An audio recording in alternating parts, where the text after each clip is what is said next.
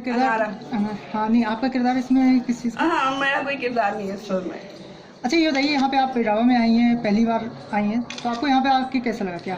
देखिए मुझे मैंने सुना था इस इटावा जगह के बारे में, जो हमारी फिल्म के प्रोड्यूसर हैं धीरेन्द्र जी के मुँह से, लेकिन वाकई मुझे आके बहुत अच्छा लग रहा है। बहुत ही शांति वाला माहौल है इस जगह का और बहुत ही सुंदर पीस है यहाँ पे, बहुत ज़्यादा। अच्छा ये बताइए कि यहाँ पे जिस तरीके से आपको अगर फिल्म करने का मौका मिलता है इटावा की धरती पे, उसके बाद आप क्या चाहेंगे?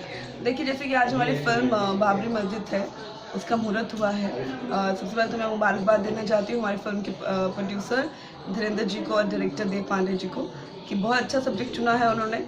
खेसारी और काजल दोनों लीड में हैं, दोनों को मेरी बेस्ट विशेज़ हैं। एक लव स्टोरी के रूप में वो लेके आ रहे हैं बाबरी मस्जिद को। मुझे एक्चुअली बहुत एक्साइटमेंट है कि क्या डिफरेंट किया होगा, क्योंकि हम सब जानते हैं बाबरी मस्जिद एक इंसिडेंट हुआ था बहुत सालों पहले, तो उन्होंने लव स्टोरी में उसको कैसे ढाला है, मुझे बहुत इंटरेस्ट है उस फिल्म के लिए। और बाकी जो कलाकार हैं, अवधेश जी हैं, के जी हैं, हमारी फिल्म के जो PRO हैं संजय भूषण, सबको मेरा बहुत बहुत अभिनंदन करती हूँ उनको, और बहुत बहुत मुबारकबाद देती हूँ इस सब्जेक्ट के लिए। और आई थिंक ये फिल्म जल्दी बन के रिलीज़ हो और हम लोग इसे जल्दी से जल्दी थिएटर में देखें। और इसकी शूटिंग एक्चुअली इटावा से ही शुरू होने वाली है, तो मैं बहुत ज़्यादा लुक फॉरवर्ड हूँ कि इटावा कैसा लगने वाला है हमारी फिल्म के रूप में जब वो दिखेगा बड़े पर्दे पे। अपने हीरो के बारे में क्या कहना चाहेंगे? क्या कह रहे हैं? अपने हीरो के बारे में? हीरो बहुत अच्छे हैं, खेसारी जी जो है फिल्म के।